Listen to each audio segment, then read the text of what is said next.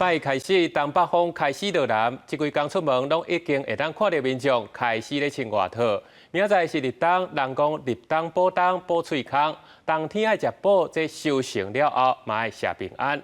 台湾人的传统风俗，做伙来了解。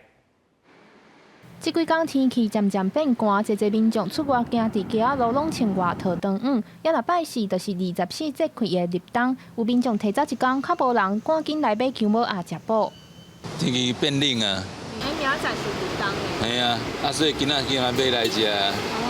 系啊，无明仔载拢一定会客满啊。所以今仔先来买啊。立冬有一句俗语讲“保冬保喙空”，意思就是伫咧立冬即天天气会变寒，民众爱食补补元气。民众分享，当年立冬拢会炖鸡汤来补身体，亲像麻油鸡、油马路、姜母鸭，这些拢是一般民众的选择。过去因为无像咱即摆人吼，营养真哩好，迄拢较无通食，所以咱多数人拢会伫立冬即天吼，咱有讲一个叫做补冬，要互咱的身体吼会当。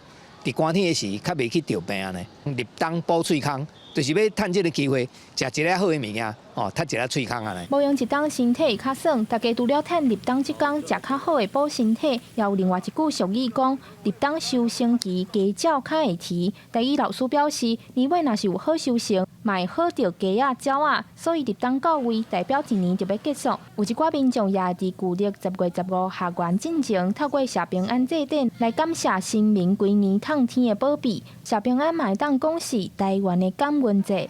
记者张家佳、曾俊佑台北报道。